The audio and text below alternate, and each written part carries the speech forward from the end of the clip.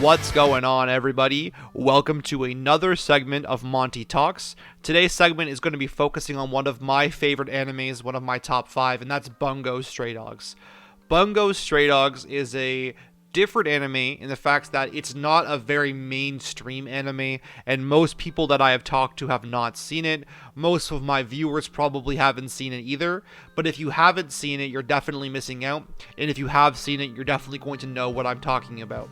This is such an underrated show, and I think that if they kept making seasons for it, it has the potential to be iconic. Now you're probably thinking to yourself, what makes this show iconic over any of these other shows up here? It's not mainstream. Well, the action is spectacular. The fight scenes all feel really impactful, and all of the abilities are super unique and quirky. And not every character needs an overpowered ability to succeed. Every single one has their niche, and all of them feels very impactful throughout the entire show itself.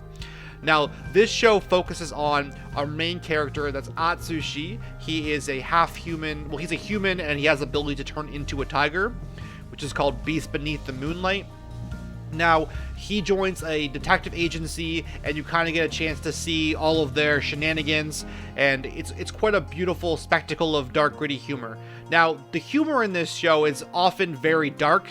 The secondary character named Dazai, he is obsessed with suicide opportunities. He just wants to die. Let's kind of make a joke out of it. I know suicide's not funny, but the way they make it is pretty funny. And there's also some pretty impactful moments that are mind-altering.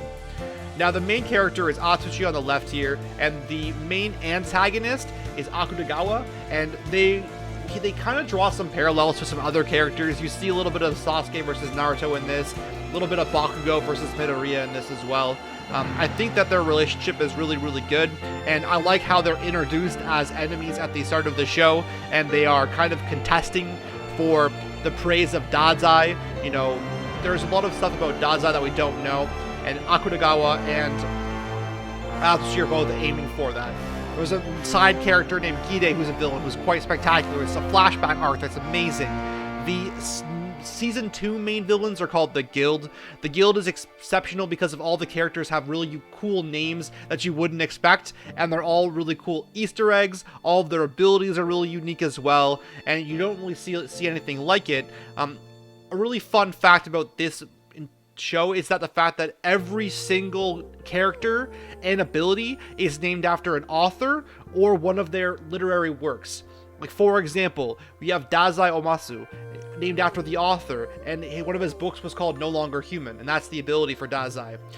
You know, you have so many, F. Scott Fitzgerald, Lucy Maud Montgomery. The list just goes on and on. The Guild is full of them. Nathaniel Hawthorne, Edgar Allan Poe, and all of their abilities are related to the author and the literary works that they're from, or whether it's a movie or a book or something like that. All in all, this anime is completely underrated, and if you haven't seen it, I seriously suggest you check it out. There's beautiful gritty animation, beautiful landscapes, and it's just incredible in every single way. I love it to death, and you should too. Thank you so much, everybody, for watching this segment of Monty Talks. If you enjoyed the segment, make sure to tune in the future. There's going to be a lot more great content going forward.